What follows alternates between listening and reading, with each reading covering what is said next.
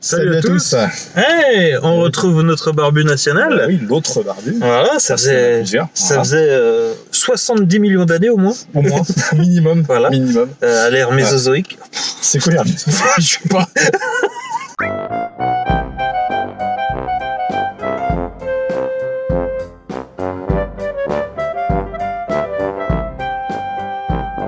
Bon, ben on n'est pas plus avancé. Donc voilà, si on commençait... Aujourd'hui, on va faire une petite vidéo qui se nomme... Parce qu'en fait, j'allais dire encore retour rapide, donc rappelle-moi le concept. C'est un réaction à chaud. Réaction ça à chaud. Très longtemps qu'on n'en avait pas fait. Et du coup, on va aujourd'hui parler de... Bullet Train. De David Licht. Et non pas David Lynch, attention. Je suis très fier de nous. Voilà. Et avec Brad Pitt, Joey King, la petite. C'est Joey King, c'est ça. Hiroyuki Sanada, que j'adore. Yes. Très très belle distribution. Ouais. Je connais pas le nom de l'acteur, le Renoir. Oui, le Renoir, on vous les posera. Voilà. On a Aaron Taylor Johnson. C'est Aaron Taylor Kick-Ass. Ouais, c'est ça, Kick-Ass. Qui qu'on a d'autres? Après on a des petits caméos. Voilà, sympa. Voilà. On les dévoilera peut-être plus tard. Merci. J'ai failli vous le révéler. Voilà. Mais bon, voilà. Donc, en gros, de quoi ça cause? C'est là que j'allais dire ça se complique. Non, pas du tout. En fait, c'est des tueurs à gages qui se retrouvent. En fait, il y a un genre de micmac, une organisation. Ils se retrouvent dans le même train et plusieurs de ces tueurs à gages sont liés. Bon, alors pas de base. Mais sont liés par un... Ils ont une mission commune. Ils ont une mission commune, voilà, merci. Ils ont été engagés par différentes personnes pour avoir... Ils ont le même objectif, en fait. C'est ça. Et donc, du coup, il y a trois parties qui doivent s'affronter pour le même objectif. On a Brad Pitt, notamment. On a le Tangerine et Lemon. C'est ça, oui, parce qu'ils ont des noms de fruits. Voilà, et la gamine. Naturellement. Donc voilà, et donc tout ce petit monde va s'affronter dans un train à grande vitesse. C'est ça. Qui fait le Bullet Train qui fait le tour de... C'est un genre de Shinkansen. Je sais pas s'il existe vraiment le Bullet Train, mais c'est un genre de Shinkansen aux stéroïdes. C'est ça, à fond, ouais. Et voilà, donc... Alors, quelles sont tes impressions? Parce que c'est longtemps qu'on ne t'a pas entendu. Oui, c'est vrai. Quelles sont tes impressions sur ce Bullet Train? Je pense que comme Kevin, on a quand même. Enfin, moi, j'ai grave kiffé. Je pense que merde. C'est vraiment bon. Il a changé d'avis entre. Non, mais c'est une tuerie à plein de. À tous les niveaux. À plein de niveaux. Ouais, sur pas mal de choses. Alors, on va en reparler un peu après, mais bon, sur la réal, sur les couleurs, l'utilisation des couleurs, des cadres, enfin voilà, de beaucoup de choses. Même les acteurs sont OP, ils sont au max. Ça fait plaisir à voir. Et d'autres qu'on retrouve justement que j'avais pas vu, notamment depuis Kick-Ass. Moi je l'avais pas revu personnellement. On l'a revu dans Godzilla. Oui, très vrai. Donc on l'a revu Aaron Taylor Johnson. Je l'ai vu dans autre chose. Dans Tenet. Ah oui, si, il était dans Tenet. Ouais. Non, mais vu qu'il a fait mal à la tête, ce film. Non, mais je ferai pas la blague. Non. Si t'as mal à la tête, tu vas pas voir Tenet. Donc si déjà si t'as mal à la tête, va pas voir Tenet. C'est ça. Voilà, donc non, si Aaron Taylor Johnson, alors c'est pas celui qui est le plus présent à Hollywood, mais quand même, on le retrouve des fois et ça fait plaisir dans des petits rôles. Ouais, donc il y en a plusieurs sympas. Il y a des personnes. Alors oui, du coup le réalisateur c'est David Lynch qui a fait John Wick, qui a fait ça se voit sur les lumières et la réal. Il a bossé sur les Matrix et les combats et tout. Il a fait Atomic Blonde aussi avec Charlize Theron que je n'ai jamais vu d'ailleurs. T'as jamais vu Atomic Blonde? Non, je disais absolument rien. Voilà, mais t'as le droit aussi, pourquoi pas. Non, mais bon, pourquoi pas. Ouais, carrément. Donc ça reprend vachement pas mal au niveau de l'action, des lumières, de l'action. Oui, l'action en général, de toute façon, elle est super bien faite grâce à ça. Enfin, le mec commence à avoir un peu de bouteille. Quoi. Ouais, et de toute façon, tous ces films sont très esthétisés, c'est-à-dire qu'on va avoir toujours des lumières, des belles lumières. Il y a notamment certains plans. Déjà, le film, le premier plan du film, c'est un mec contre-jour dans une salle d'hôpital éclairée par le soleil. Mais on s'est fait la remarque. L'image, elle est dorée. Voilà. Et j'ai fait très belle entrée de lumière dès le début. Première image, j'ai fait voilà. C'est déjà C'est ce ça qui- voulait en dire long. C'est ce qui manquait. En une image, ils ont niqué Thor, par exemple. Ouais. Voilà, ils ont pris Thor, ils l'ont sodomisé à sec. Qui ne sera autre que l'antithèse Voilà. de Thor, enfin Exactement. de Bullet Train. Du coup. Donc ouais, il y avait ça. Il y a un moment aussi où la gamine elle cherche la mallette dans des trucs. Ouais. Il y a un éclairage vert et forcément la contre-lumière est rouge, donc enfin tout ressort Ouais, bien. effectivement. Quand, Brad Pitt au début il se balade dans alors je crois que c'est pas Tokyo. Citer un tas de scènes. Ouais, il se mais, balade, il y a des lumières bleues, il y a des lumières bleues, violettes, il y a un peu de vert, un peu de rouge et en fait à ce moment-là, on est à Tokyo, on n'est pas à Tokyo, on est où à ce moment-là du coup? je sais C'est plus, intéressant de savoir. je sais plus Une ville du Japon, quand même, il y a beaucoup d'activités. ouais, alors ils vont à Kyoto. Mais Kyoto, ils partent, alors je sais pas d'où ils partent, je me souviens plus, je sais pas s'ils le disent. C'est ces villes japonaises, ces grandes agglomérations qui sont quand même bien Je éclairées. pense Et là, que, on a comme dans tous les films. films américains, ça doit être à Tokyo, mais ça a été tourné à Osaka. Ouais. Oui. Comme dans Tokyo Drift, hein, par exemple, Ouais. le grand boulevard, le grand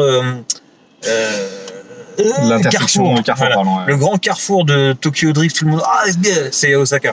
Enfin, Voilà. À donc chaque voilà. fois, c'est Osaka. Oublié. Donc voilà. Petit bémol, je trouve. Alors, c'est pas bémol, mais ça m'a surpris dans le film. Ouais. Je m'attendais à m'en prendre plus plein la gueule en termes d'action, Oui, pareil. et je m'attendais à moins rigoler. Oui, c'est vrai. Alors, c'est vrai que j'attendais également beaucoup d'action Ouais. et peut-être un peu d'humour. Là, ça a quand même été vraiment. On a beaucoup d'humour et l'action qui l'accompagne très bien gérée au niveau du rythme. Ouais, le rythme, on peut en parler. Ça s'arrête jamais. Ça C'est, ne s'arrête jamais. Et le rythme de l'humour, justement. Ça ne s'arrête jamais non C'est plus. ça, ouais, c'est ça. Toutes les Donc, 30 secondes, il y a une vanne. Mais Mais vraiment. c'est pas lourd. C'est et puis il y a tout. Alors le film est absurde. Concrètement, Complètement. c'est vraiment de l'humour absurde. Et c'est pour ça que je t'ai demandé, mais il a pas travaillé sur Deadpool 2 parce qu'il y a il y a En Zazie plus, Beetz oui. Ouais, voilà, c'est ça. qui joue au domino dedans, Il y a un qui est autre, son son super caméo. pouvoir, c'est la chance. La chance, ouais. Et là, Brad Pitt, c'est l'anti-domino, c'est-à-dire ouais. que lui, il a la malchance totale. Exactement. Donc, bizarrement, je me suis assez... Bah oui, c'est Je me suis- facile d'identifier. Ouais, je me suis identifié à Brad Pitt dans le film, pas par le physique ni le charisme, mais plus C'est par lui la le- malchance. C'est lui le. Oui, c'est vrai qu'il a l'air toujours de dire. En plus, il en apprend lui-même sur son développement le personnage. Ouais. Enfin, Brad Pitt en l'occurrence, que soit j'ai la poisse. Et en fait, ouais, non, c'est une façon de voir les choses. Ouais, c'est ça, c'est une façon de voir les choses. En et fait, quand après, t'as le pas de destin, chance, voilà, alors, t'as peut-être pas de chance, mais en fait, c'est peut-être une chance pour plus tard. Ouais, c'est ça. Et il évolue, il y a ce côté chance-malchance, il y a le fate, le destin, il y a beaucoup de choses, beaucoup de thématiques très intéressantes. Il y a une thématique sur accepter son destin et le prendre en main, etc. C'est notamment tout le délire de Brad Pitt sur sa malchance, mais aussi de l'antagoniste principal avec le avec le personnage de Hiroyuki Sanada et son fils, etc., etc. Même la gamine, hein, c'est son destin, c'est lié à son père, tout ça, machin. Ça, il y a le côté famille forcément, le fait de passer le flambeau. Le flambeau, ouais, bien sûr. Voilà, il y a beaucoup de thématiques très très intéressantes. Ouais. L'humour est ultra bien géré. L'action, on en a parlé. Il y a une réplique qui m'a fait mourir de rire. Vas-y. C'est quand il y a un personnage féminin, il lui arrive un truc et Brad Pitt va lui expliquer ce qui lui arrive et il lui fait je suis désolé, je fais du mansplaining. Ah ouais, non, c'est énorme. Alors, c'est une espèce de truc tourné féministe en mode le mec qui fait trop des efforts. Ah ouais, non, mais une... putain, mais c'est tellement qui suit des thérapies, ouais, etc. non, mais c'est tellement drôle. Et du coup, il est tout le temps en train d'essayer d'évoluer. Ça, lui, je fais du mansplaining là-dessus. Et moi, je. Il m'a tué. Enfin, j'ai entendu vraiment Kevin qui a pété de rire. C'est rare que j'éclate de rire dans une salle parce que, en général, j'essaie de respecter les gens autour de moi. Ouais, t'es plutôt calme. Mais alors là, j'ai vraiment, j'ai éclaté de rire. Le mec qui fait un effort incroyable et tout. La meuf, elle est en train de mourir, elle se vide de son sang, il lui fait I'm sorry, I'm mansplaining it. Non, mais c'est beaucoup Brad Pitt aussi qui c'est exactement ce que j'allais dire. Brad Pitt, il a ce. C'est un des meilleurs acteurs hollywoodiens, de toute façon. Et il est ultra drôle. Moi, de toute façon, je le sais depuis Friends. Ouais. Depuis son épisode dans Friends, je sais qu'il peut être ultra drôle. Il est énorme. Il est génial dans cet épisode. Et là-dedans, je retrouve un peu ce côté drôle de Brad Pitt que j'aime bien. Je sais pas, j'avais vu très peu d'images du coup de Bullet Train, mais je savais qu'il allait incarner le rôle avec. Ah oui, non, mais de toute façon, c'est vraiment le mec, un des seuls acteurs qui va pouvoir me faire pleurer quand même, parce que c'était le cas avec Ad Astra, et là me faire pleurer aussi, mais dans l'autre sens. Enfin, c'est quand même un exercice. Et si vous avez vu l'assassinat de Jesse James par le lâche Robert Ford, faut que je me rattrape aussi. Il fait peur dans le film, mais il fait flipper de ouf. Donc, genre en mode psychopathe. Moi, il me met mal à l'aise. Il y a des expressions au niveau des yeux. Enfin, Brad Pitt, il arrive à te faire transpirer une émotion. Ouais. C'est incroyable. Et là, c'est le cas dans le film. Et le nombre de fois où j'ai voulu me retourner vers toi, t'as vu. Non, mais il est génial. Il est génial. Moi, c'est un de mes acteurs préférés, Brad Pitt. Donc, ouais, sur l'acting, il excelle. Il est incroyable. Et puis bien surpris par le. Excuse-moi, bien surpris par le mec de Kick-Ass. Je suis désolé, j'ai oublié son nom encore.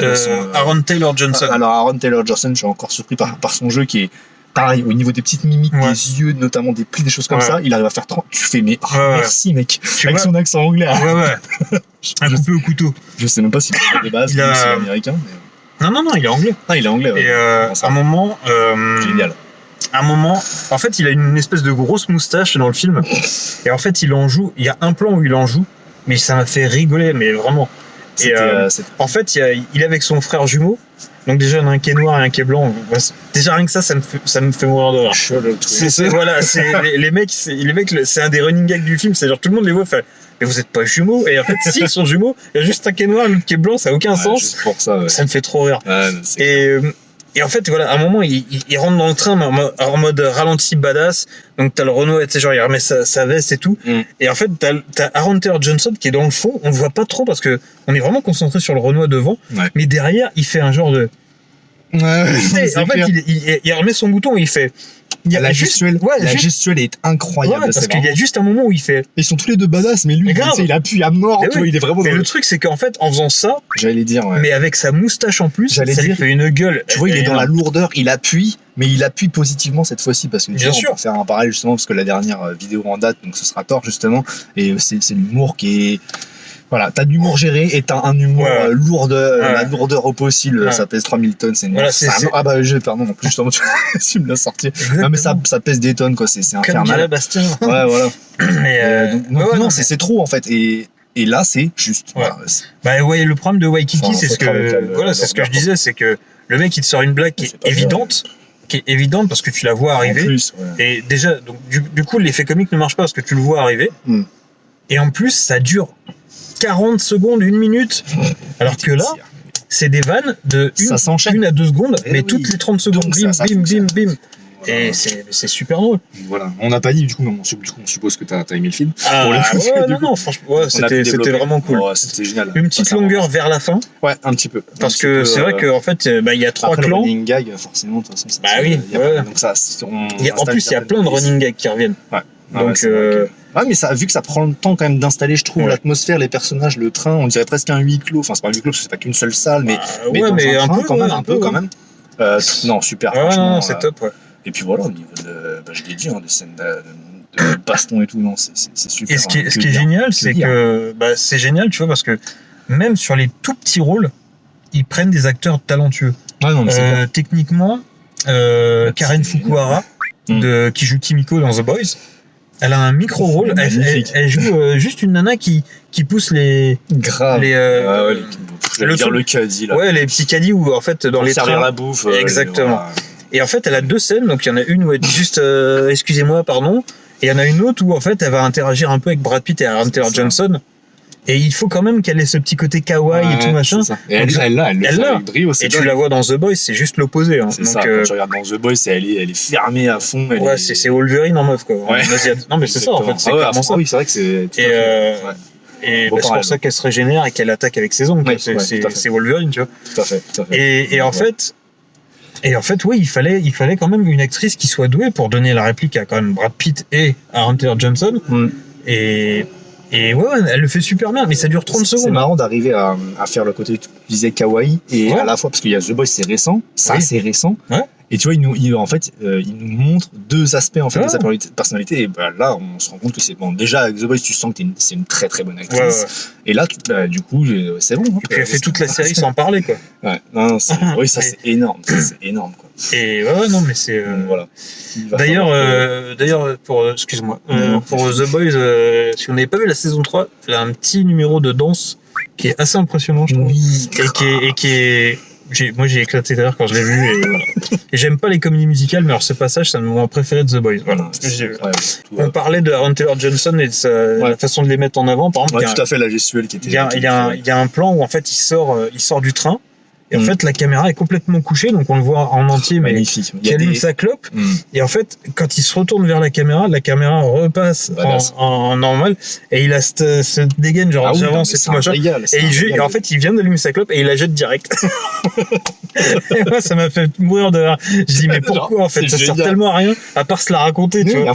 Ils abusent, en fait, c'est à outrance là-dessus, sur les choses comme ça. Ça joue sur les codes des. Encore une fois, très bien géré. Parce qu'il y a beaucoup de ralentis où ils roulent des mécaniques, les mecs, tout machin, ils remettent leur col, leur veste. C'est des stéréotypes même à fond.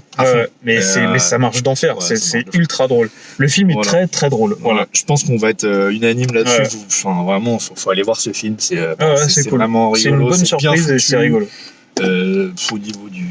Puisqu'il faut en parler du gore, ça en fait pas des caisses non plus.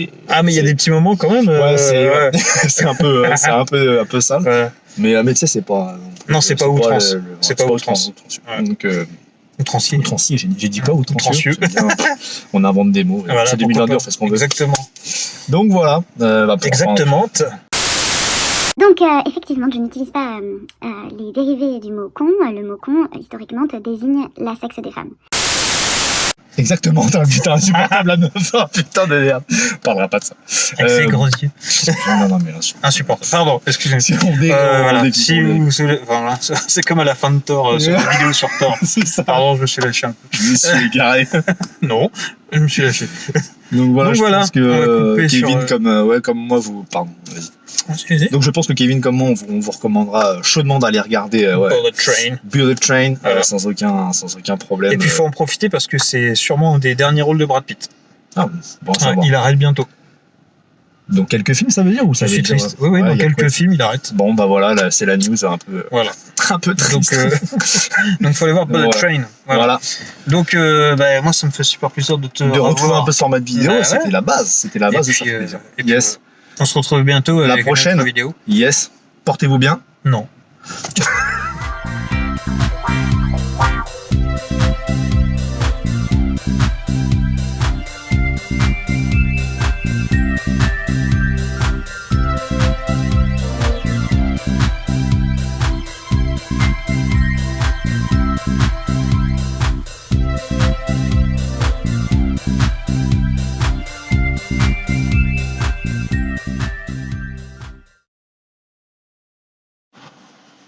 Ça s'est lancé. Et du coup, bon, je sais pas, on va essayer de. Moi, j'ai essayé de me caler vis-à-vis de ça, c'est tout. Ça part, c'est bon.